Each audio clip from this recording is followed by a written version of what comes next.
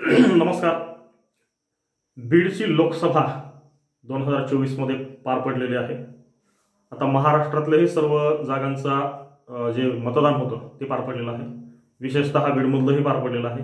बीडमध्ये फार मोठा जातीवाद झाला, आपल्याला सगळ्यांना माहीत आहे, आपण बघितलेलं आहे. आणि जातीवाद नेमका कुठे झाला तर तो समाज माध्यमामध्ये झाला, हेही आपल्याला माहीत आहे. आता समाज माध्यमामध्ये जर झाला तर त्या समाज माध्यमावरती कोणाची तरी करडी नजर असते आणि तो क्राईम विभाग किंवा सायबर विभागाचं याच्यावरती लक्ष असतं आणि ते तुमच्यावरती लक्ष ठेवून असतात असं आपण नेहमी ऐकत असतो. तर खरोखर सायबर विभागाने बीडमध्ये असं लक्ष दिलं का, अशा कारवाया केल्या का, आणि कारवाया केल्यानंतरही मग एवढा जातीवाद कसा वाढला, या संपूर्ण या विषयावरती आपण अगदी थोडक्यात कमी कालावधीमध्ये कमी मिनिटामध्ये आपण याच्यावरती चर्चा करणार आहोत. नमस्कार, मी एस आर पवार आणि मी आज विषय घेऊन आलेलो आहे की सायबर विभागांचं आपल्यावरती असणारं लक्ष आणि त्यांनी खरोखर काय काय कारवाया केल्या किंवा त्या काय दिसल्या याविषयी आपण सविस्तर बोलणार आहोत.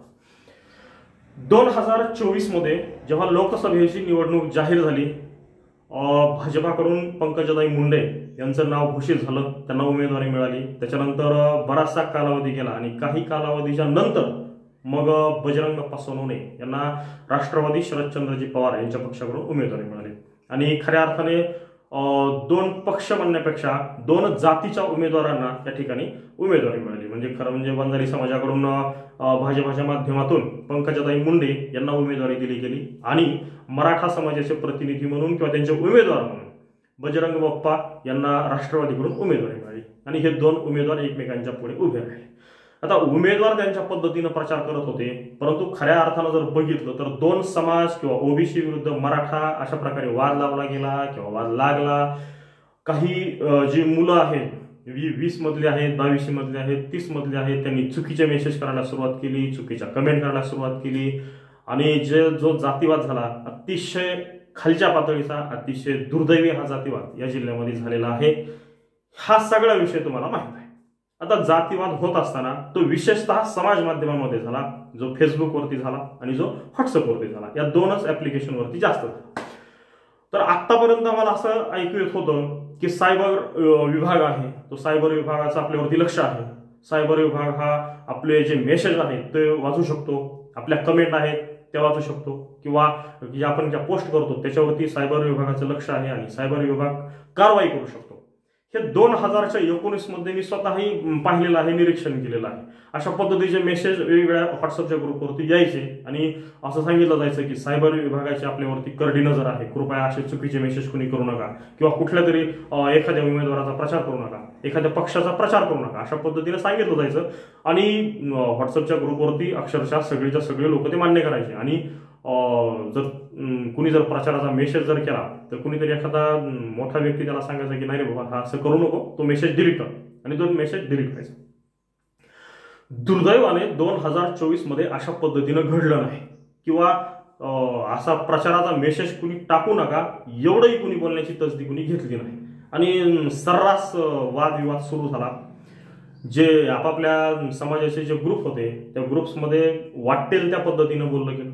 त्याचबरोबर असेही काही ग्रुप्स आहेत की ज्यामध्ये सर्व समाजाचे लोक आहेत, त्याच्यावरतीही असे मेसेज पडण्याची हिंमत या लोकांची झाली.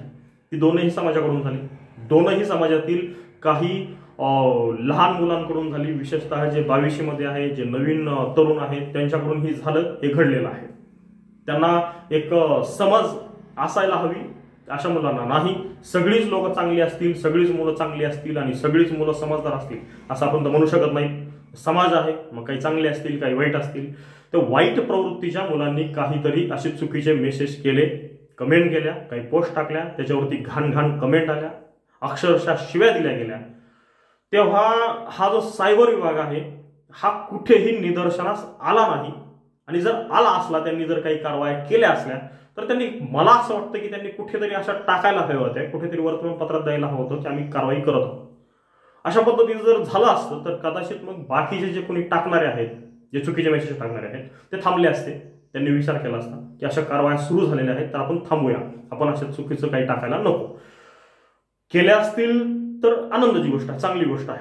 कारवाया केल्या असतील तर चांगली गोष्ट आहे, अभिमानाची गोष्ट आहे, आनंदाची गोष्ट आहे, ती एक सकारात्मकता आहे. परंतु जर अशा कारवाया जर फार मोठ्या प्रमाणात झाल्या नसतील तर त्या थोड्या का होईना पण व्हायला पाहिजे. त्याचं कारण असं आहे की लोकसभेची निवडणूक झाली जरी असली तरी येणारी विधानसभा परत खूप जवळ आलेली आहे, 4च महिन्यावरती आहे. आणि अशाच पद्धतीनं परत जर वातावरण पेटणार असेल तर हे जिल्ह्यासाठी चांगलं नाही. त्याचबरोबर याचे जे परिणाम आहेत, त्याचे जे दुष्परिणाम आहेत हे संपूर्ण राज्यातही जाऊ शकतात. कारण आता समाज माध्यम असं नाही की फक्त बीडपुरतच आहे. काही ग्रुप्स असे असतात की त्याच्यामध्ये संपूर्ण महाराष्ट्रातील लोक त्याच्यामध्ये ऍड असतात. फेसबुकचा विचार केला तर ते संपूर्ण जगामध्ये जात आहे, सगळे लोक त्याच्यावरती बघतायत, व्यक्त होत आहेत. आणि मग हे जर लोन संपूर्ण राज्यामध्ये जर पसरणार असेल आणि राज्यामध्ये जर असे वादविवाद जर होणार असतील तर हे फार घातक आहे, हे काय चांगले नाही. त्याच्यामुळे मला असं वाटतं की पोलीस प्रशासनाने आणि सायबर जो क्राईम विभाग आहे त्यांनी थोडंसं ऍक्शन मोडमध्ये येण्याची गरज आहे. अशा अकाउंट एकतर तुम्ही ब्लॉक करा, त्याच्यावरती कारवाया करा, FIR फाडा. काही लोकांवरती कारवाया होऊन वर्तमानपत्रामध्ये ते बातम्या जाणंही गरजेचं आहे, संदेशही जाणं गरजेचं आहे की कारवाया होत आहेत. काही मुलांवरती कारवाया झालेल्या आहेत, हेही होणं गरजेचं आहे.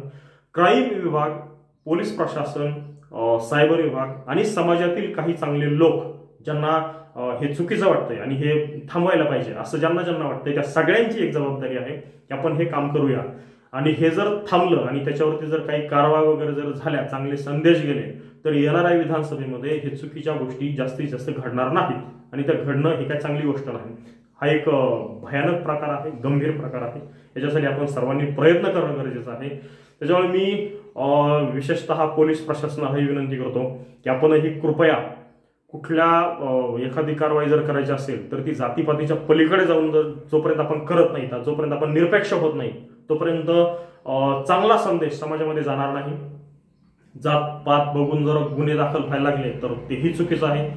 म्हणजे असं घडलंय असं मला म्हणायचं नाही, परंतु असं घडू नये. म्हणजे आता घडल्यानंतरच कारवाई करायची आणि कुठेतरी दंगल पेटल्यानंतर, कुठले तरी घरं पेटल्यानंतरच आपण जागा व्हायचं. तर मला असं वाटतं की त्यापूर्वीही आपण जागा झालं पाहिजे, आपण बघितलं पाहिजे, आपण नजर ठेवली पाहिजे. आणि ज्यांची म्हणून जबाबदारी आहे त्यांनी फार जागरूक होणं गरजेचं आहे.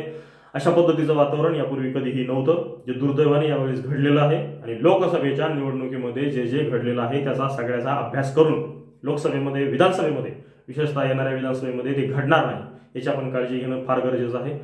तर मी परत एकदा शेवटी विनंती करतो की सायबर विभाग आहे, पोलीस प्रशासन आहे आणि हे संबंधित जे जे लोक आहेत त्यांनी सगळ्यांनी यासाठी प्रयत्न करणं आत्तापासून गरजेचं आहे. कारण विधानसभा फक्त 4 महिन्यावरती आहे आणि त्याचा प्रचार, ती उमेदवारी जाहीर होणं, या सगळ्या गोष्टी 2 महिने अगोदरच होणार आहे. म्हणजे आपल्यासाठी फक्त 2 महिन्यांचा वेळ आहे. 2 महिन्यामध्ये लोकसभेच्या वेळेस ज्या ज्या पोस्ट पडल्या होत्या ती प्रत्येक पोस्ट आणि प्रत्येक कमेंट हे डिलीट होणं अत्यंत आवश्यक आहे आणि पुढेही होणार नाही याचीही खबरदारी. काही ऍडमिन्सवर सुद्धा गुन्हे दाखल होण्याची आवश्यकता आहे. जर ऍडमिन जर ते सगळं बघत असेल, सगळ्या पोस्ट बघत असेल, सगळ्या कमेंट बघत असेल आणि कुठलीही कारवाई करत नसेल किंवा ते मेसेज थांबवण्यासाठी मेसेज इतर सदस्यांनी करू नयेत म्हणून जर सेटिंग करत नसेल आणि ते होऊ देत असेल सगळं, तर ऍडमिनची सुद्धा जबाबदारी आहे. ऍडमिनवरती सुद्धा थोडीफार काही ना काहीतरी कारवाई, एखादी कमीत कमी एक नोटीस तरी जाणं अत्यंत आवश्यक आहे. कारण ऍडमिनच्या हातात बऱ्याचशा गोष्टी आहेत. ऍडमिन त्या सगळे मेसेज थांबवू शकतो, सगळ्या कमेंट थांबवू शकतो, परंतु उघड्या डोळ्याने सगळं बघून सुद्धा ऍडमिन जर काहीच करत नसेल तर ऍडमिनवरती सुद्धा थोडीफार कारवाई होणं आवश्यक आहे. तर ह्या सगळ्या बाबी आहेत आणि हे ज्यांना ज्यांना असं वाटतंय की हे जे होतंय ते चुकीचं होतंय आणि ते थांबलं पाहिजे, त्या सगळ्यांना एक विनंती आहे की अशा पद्धतीचे व्हिडिओ कृपया जास्तीत जास्त शेअर करा. म्हणजे माझा शेअर करा असं नाही, परंतु युट्यूबवरती असे बरेचसे व्हिडिओ असतात जे सकारात्मक असतात, जे पॉझिटिव्ह असतात, ते काहीतरी हा ताणतणाव कमी करण्याचा प्रयत्न करत आहेत. अशा लोकांचे व्हिडिओ तुम्ही अवश्य शेअर करा. चुकीचे व्हिडिओ शेअर करू नका, चुकीचे व्हिडिओ थांबवा, त्यांच्या विरुद्ध कारवाई करण्यासाठी आग्रही राहा. परंतु हा व्हिडिओ हा अशा पद्धतीनं काहीतरी होऊ नये याच्यासाठीच मी मांडत आहे, तळमळी मांडत आहे. विनंती आहे की हा व्हिडिओ जास्तीत जास्त लोकांपर्यंत टाका. माझ्या चॅनलला सबस्क्राईब करा, लाईक करा, कमेंट करा. एवढं सांगतो, मी थांबतो. धन्यवाद.